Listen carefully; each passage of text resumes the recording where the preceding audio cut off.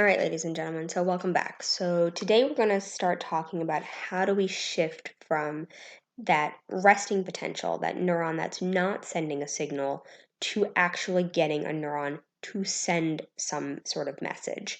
So it really comes down to the changes in the membrane potential that occur as we open and close these gated ion channels, whether they're sodium or potassium channels. Some of those channels will remain open all the time. Some of them will remain closed most of the time. Um, and then others will only open or close in response to certain stimuli.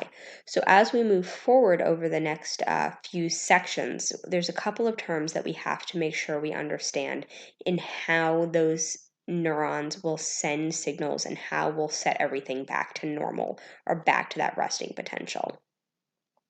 So let's take a look at these three terms here. So we talk about this term depolarization. This is where we're discussing the reduction in the magnitude of the membrane's potential. We're reducing the difference across the charges that we've established in that resting potential, that negative inside, positive outside. So we're getting them closer to being the same thing. This only happens if gated sodium channels are opened and we're allowing that sodium to diffuse into the cell. Remember when we talked about that resting potential, that overall, the vast majority of those sodium channels are closed during a resting potential, which means we're going to have to open them up here.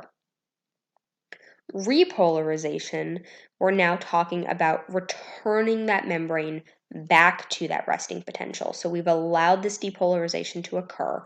We've allowed this differential in potential to sort of equalize out or get close to the same on either side of the membrane. That's as we're sending a signal. But if I want to be able to reset, get my cell back to that resting potential, negative inside, positive outside overall, then that's where that repolarization occurs. Hyperpolarization also happens, and this actually increases the magnitude of that membrane's potential. This occurs when those gated sodium channels are allowed open, the potassium channels are allowed open, the potassium is diffusing out and making the inside of that cell more negative. So that's kind of where that resting potential ultimately lives. So this is sort of what this would look like on a graph. So you've got your membrane potential in millivolts along the side, you've got your time down here, you've got your stimulus, you've got a certain threshold that these cells have to make in order to ultimately send signals.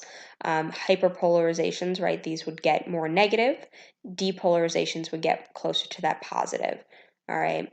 So here you've got a bunch of stimuli that are actually causing more potassium to open up and diffuse out, increasing the negativity inside the cell. Here we're allowing those sodium channels to open and instead get us closer to a more positive increase inside the cell. So we're decreasing the negativity, if you will. So let's talk about graded potentials here for a second. So these are changes in the polarization, right? The charges on opposite sides of the membrane where the magnitude of the charge change varies with the strength of the stimulus. So the stronger the stimulus, the more signals are coming into this neuron, and the greater the change in that um, either hyperpolarization or depolarization on either side of that membrane. Not all nerve signals will ultimately travel down those axons and have an effect as a generation of an actual nerve signal. So I mentioned to you just a moment ago, we've got to reach this certain threshold. So I can have tons and tons of stimuli coming in, but if they're not strong enough collectively to reach that threshold, then I'll never end up sending a signal down the axon. Or if they're constantly pushing me this direction instead of this direction, then once again, I'm never going to actually end up sending a signal. And that's where this idea of these graded potentials come in. So it's a way for your cells to sort of mitigate how much is necessary before we'll actually send a signal, because it takes time and energy and materials to send those signals. So I don't necessarily want to respond to every single stimuli in my environment, and these graded potentials are a way to sort of negate some of that background stimulus so that you're not constantly sending signals when it's really truly not necessary. In this video, I want to describe the graded membrane potential changes that occur in neurons in response to input, which we just call graded potentials for short. So I've drawn a blown up neuron here. We have a soma in red and an axon in green and two dendrites in blue. And recall that resting neurons, that is neurons that aren't receiving any input, usually have a stable charge separation across the entire membrane, where there are a layer of positively charged ions, also called cations, on the outside of the neuron membrane, and a layer of negatively charged ions, also called anions, on the inside of the membrane. And that we call the outside 0 just to set it as a reference, and that the resting membrane potential of neurons may vary, but it's often around negative 60 millivolts. So let me show that on a graph here. Let's say we're looking at this piece of membrane, and on the x-axis we'll put time, and on the y-axis, we'll put the membrane potential in millivolts. And so let me put right in the middle here this negative 60 millivolts. That's a common neuron resting potential. And that when the neuron is at rest without inputs, most neurons just have a stable potential at their resting membrane potential, where it's not changing over time without input. Now, inputs from certain types of stimuli may increase or decrease the membrane potential of the neuron a small amount for a brief time before it returns back to the resting potential. These transient membrane potential changes are called graded potentials, and they tend to occur in the dendrites of the neuron and in the soma of the neuron. And the size and the duration of the graded potentials is determined by the size and the duration of inputs, both excitatory inputs and inhibitory inputs. Graded potentials do not pass into the axons of most types of neurons. Instead, most axons have a different membrane potential change called an action potential. Action potentials start at the area called the trigger zone, which is the initial segment or the start of the axon, and they start when the combined effect of the graded potentials at any moment in time brings the membrane of the trigger zone across a certain value called the threshold potential. So let me just draw that with a little dashed line here. And this threshold potential will vary between neurons, but somewhere around negative 50 millivolts would be a common threshold potential. So that if the membrane potential at the trigger zone can be moved from the resting potential, which is often around negative 60 millivolts, over the threshold potential, which is often around negative 50 millivolts, then a totally different potential change will happen called the action potential that will shoot all the way down the axon. Now, this adding together of graded potentials is called summation. And summation at the trigger zone is how neurons process information from their inputs. Most neurons respond to inputs from other neurons in the form of neurotransmitter molecules that are released at synapses. So that if this is the axon terminal of another neuron, it may release neurotransmitter at the synapse where these two neurons come together, which will bind to little receptors on the membrane of this neuron, in this case here on a dendrite, and this will produce some kind of graded potential. Now, we'll get into the details of this more in other videos, but this is the most common type of input that a neuron will receive. And depending on the neurotransmitter and depending on the receptor, this may be an excitatory input or it may be an inhibitory input. Now, some other types of neurons and neuron-like cells that are sensory receptors may also generate graded potentials from physical stimuli, such as light or odorant molecules. Graded potentials produced from a synapse are called synaptic or postsynaptic potentials. And those generated by stimuli and sensory receptors are also called receptor potentials. A graded potential like this one that moves the membrane potential to a less negative number or closer to 0 is called a depolarization. Depolarization, because now the membrane is less polarized. It has less charge separation. These are also called excitatory potentials because they move the membrane potential closer to the threshold, so they increase the likelihood that an action potential will be started at the trigger zone. A graded potential like this one that moves the membrane potential to a more negative number, farther away from 0, is called a hyperpolarization.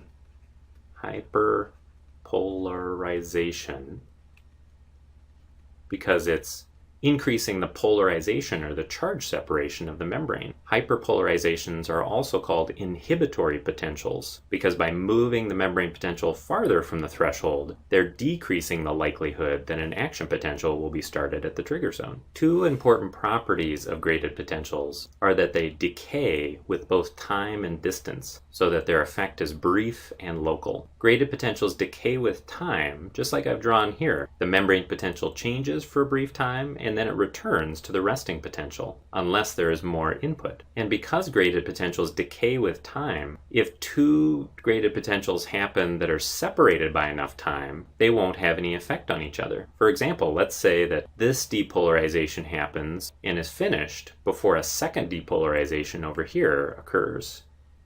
Since this one was already done, already fully decayed, these two had no effect on each other. But if two depolarizations happened right around the same time, their effects can add together. They have additive effects, and you can get a depolarization twice the size. We call this process temporal summation, or adding together of graded potentials in time. Graded potentials also decay with distance as well as with time. So let's look at this depolarization, and let me just move it over here. And let's say that this synaptic potential, or postsynaptic potential, is a depolarization. Let me say right at this piece of membrane, we get about this size of a depolarization. As the depolarization spreads across the membrane, it's going to decay in size. So let's say maybe we check in with it here, and at this piece of the membrane, now it's a smaller size than it was when it started over here. And as it continues spreading across the membrane, maybe if we check in with it over here, it's now actually quite small, so that by the time it gets to the trigger zone, where the decisions are made to fire an action potential or not, the depolarization that started way over here may not have much of an effect on the membrane at the trigger zone. Similar to the concept of temporal summation is the concept of spatial summation, that if two graded potentials happen far enough away from each other, they may have no effect on each other. For example, let's say that there's another excitatory input way down here at this dendrite that causes a depolarization. Just like this depolarization, as this spreads across the membrane, it's going to decay so that it'll get smaller with distance.